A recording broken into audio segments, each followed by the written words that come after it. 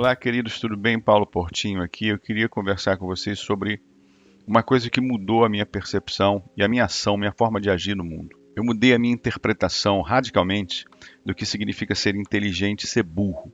Eu sempre tive visões sobre o que significa ser inteligente e ser burro, associado muito mais à capacidade da pessoa compreender situações complexas, resolver exercícios difíceis, tomar decisões boas e razoáveis na vida ou ruins, né? Mas eu me deparei com um vídeo que um amigo meu mandou. O vídeo tratava de um paper chamado As 5 Leis da Estupidez, de um sujeito chamado Carlos Cipolla. Eu não gostei muito do paper, mas eu gostei muito da divisão que ele fez, que explicava o que significa ser inteligente e ser burro. Então, a primeira coisa, ele dividia em 2 eixos. Um eixo é se a sua ação faz bem a você e se a sua ação faz bem aos outros. Então, como são 2 eixos, tipo X e Y, né? Você tem as pessoas que são inteligentes, que são pessoas cujas ações, e as ações dependem do seu pensamento, né? Dependem da sua capacidade cognitiva. Essas ações das pessoas inteligentes, elas fazem bem a elas mesmas e a terceiros. Existem outros 2 quadrantes que não são muito interessantes para nós agora, mas vocês vão entender o que é. Eu tenho o vigarista. O vigarista é um cara cujas ações fazem bem para ele e mal aos outros. Tá cheio disso. E tem o que ele chama de helpless people, que é aquela galera que cai reiteradas vezes no papo do vigarista, né? É aquela pessoa da família que empresta o cartão de crédito 5 vezes para o mesmo sobrinho, que sempre prometeu pagar e não paga. Essas são as pessoas que as ações dela fazem bem aos outros e mal a elas mesmas. Esses 2 quadrantes não são tão interessantes para o nosso vídeo. A burrice, segundo Carlos Cipolla. O 4º quadrante, que para mim é o mais importante, é o burro.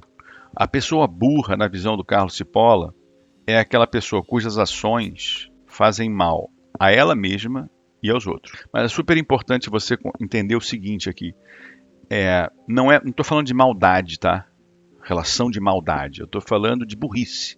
A pessoa toma decisões acreditando que está tomando a melhor decisão para ela e para o outro, e ela consegue estragar a vida dela e a vida do outro. Vou dar 2 exemplos para vocês entenderem aqui. A gente lá na década de 90, em Ipanema, eu tinha um disc laser e eu precisei consertar. Meu pai tinha um cara que consertava e era um cara que levava 15 dias para ir na nossa casa, só para ir, às vezes 1 mês. E eu não entendia muito bem o motivo daquilo, porque eu não ia em qualquer lugar entregar o disc laser, né? Era um negócio caro, importado.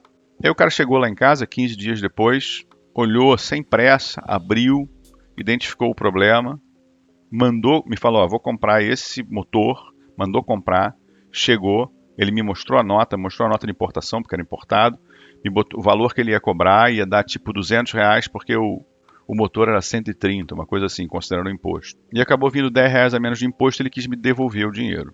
Aí eu fui entender que aquele cara, ele tinha um nível de transparência, de competência, de facilidade de relacionamento, de responsabilidade de estar sempre na hora, de organização, que fazia com que a vida dele fosse extremamente mais fácil, porque ele tinha clientes, ele tinha mais clientes do que ele poderia atender.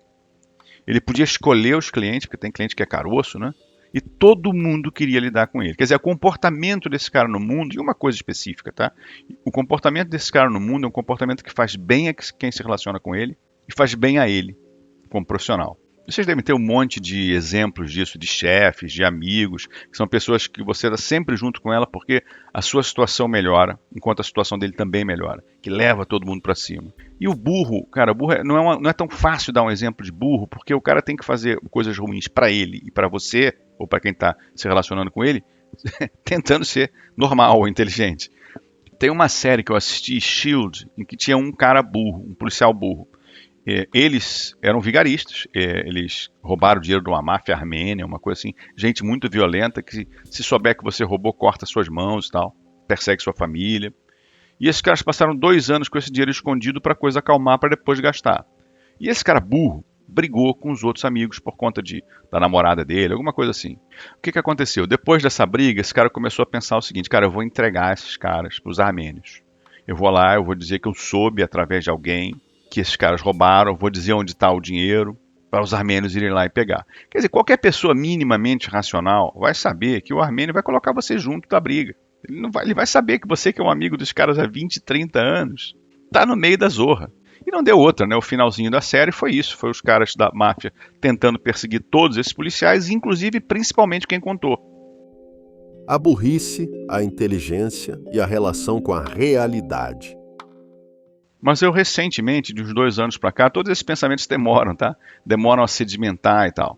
Eu adicionei uma coisa que já fazia sentido para mim e que agora fecha o quadro completamente, que são características de pessoas inteligentes e de pessoas burras.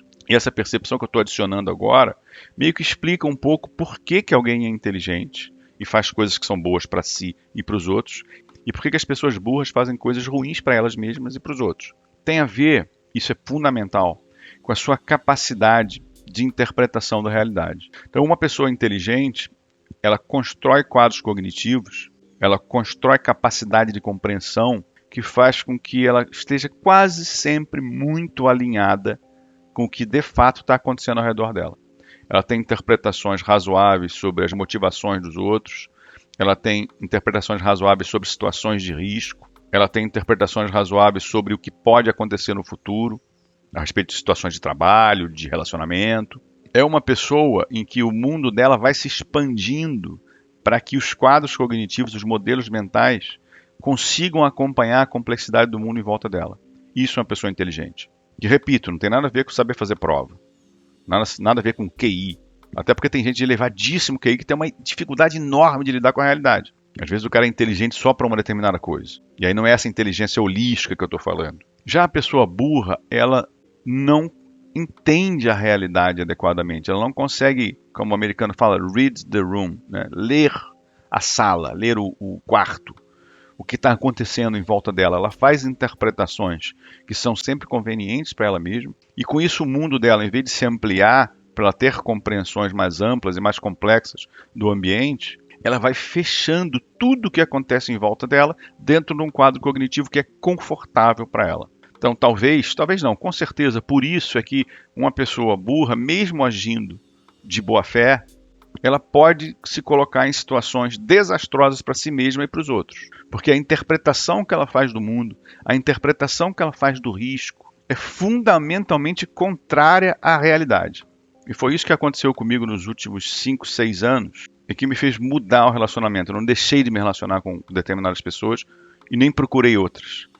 Mas simplesmente eu passei a enxergar determinadas situações como situações de risco potencial, em que eu não posso colocar nada muito sério da minha vida em jogo quando eu estou lidando com pessoas que têm essa característica, de mesmo com a maior boa vontade, agir e fazer mal para elas mesmas e para mim.